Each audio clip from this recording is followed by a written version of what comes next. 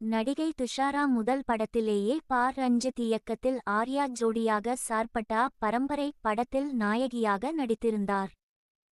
இந்த படம் அவருக்கு மிகச் சிறப்பாக கை கொடுத்த நிலையில் அடுத்தடுத்து முன்னணி நடிகர்களுடன் நடிக்கும் வாய்ப்புகள் குவிந்து வருகின்றன. தற்போது தனுஷுடன் ராயன் படத்தில் நடித்துள்ள துஷாரா, அடுத்ததாக விக்ரமின் வீர தீர சூரன் படத்தில் அவருக்கு ஜோடியாக நடித்து வருகிறார். ராயன் படம் வரும் 26ஆம் தேதி திரையரங்குகளில் ரிலீஸாகவுள்ள நிலையில் அந்த படத்தின் அடுத்தடுத்த பிரமோஷன்களில் பங்கேற்று பேசி வருகிறார் துஷாரா விஜயன்.